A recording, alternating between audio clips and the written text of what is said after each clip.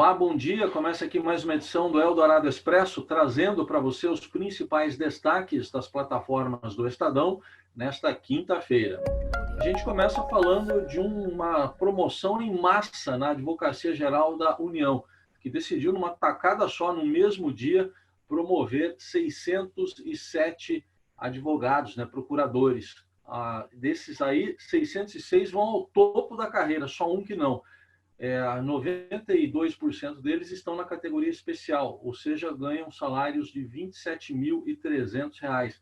Isso tudo vem num contexto de reforma administrativa que o governo está tentando encaminhar no Congresso Nacional e num momento também de andamento da reforma tributária, na qual o governo até cogita criar um novo imposto nos moldes da antiga CPMF. Acompanhe os detalhes lá no portal do Estadão. Outro destaque do dia é uma rara entrevista do ministro da Educação, Milton Ribeiro. Ele não é muito dado a conceder entrevistas, mas falou a repórter Jussara Soares do Estadão sobre vários assuntos.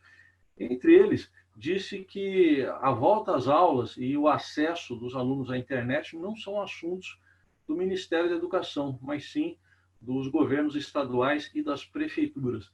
Ele é pastor presbiteriano e falou também sobre vários assuntos polêmicos, um deles sobre homossexualismo. Chegou a dizer que os homossexuais vêm de famílias desajustadas. Os detalhes dessa polêmica entrevista você confere também nas plataformas do Estadão. Destaque também para os avanços na busca de uma vacina contra o coronavírus.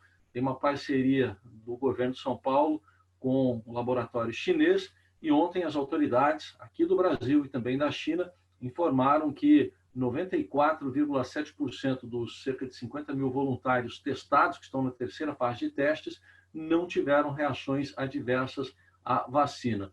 O governo de São Paulo espera iniciar a vacinação em dezembro e diz que deve receber 60 milhões de doses desse imunizante, caso ele venha a ser definitivamente aprovado, até fevereiro do ano que vem. Sobre a pandemia, o Brasil registra 139.133 mortos e 4.628.000 casos. Os dados foram atualizados agora de manhã pelo consórcio de imprensa, do qual o Estadão faz parte. Outro destaque do dia para uma mudança de duas regras numa portaria do Ministério da Saúde que tratava sobre aborto em caso de estupro, que é permitido por lei. Uma mudança que foi assinada pelo ministro da Saúde, Eduardo Pazuello, e publicada hoje no Diário Oficial, retira a obrigatoriedade de os médicos comunicarem o estupro às autoridades policiais. A palavra obrigatório foi retirada. E outro trecho que foi totalmente retirado era um que permitia que os médicos oferecessem à vítima do estupro a possibilidade de exames de imagem, ultrassonografia, para ver o feto.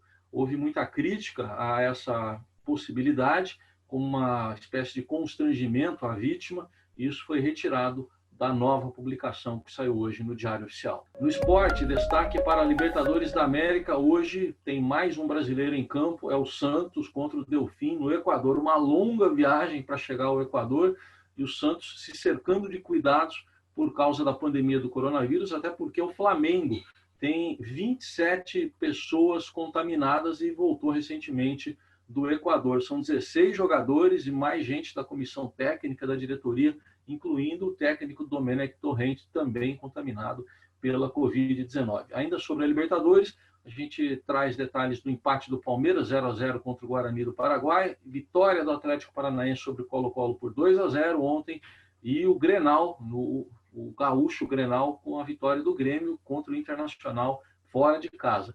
Ainda também detalhes da derrota corintiana, que pode colocar, o Corinthians perdeu para o Sport por 1-0, que dependendo de uma combinação de resultados, pode levar o Corinthians para a zona de rebaixamento do Brasileirão no fim de semana. E outro destaque do dia vai para uma reparação de um acontecimento muito grave da ditadura militar brasileira. A Volkswagen decidiu indenizar ex-funcionários que foram presos, torturados, perseguidos durante a ditadura militar de 1964 a 1985, uma indenização total de 36.300.000 reais.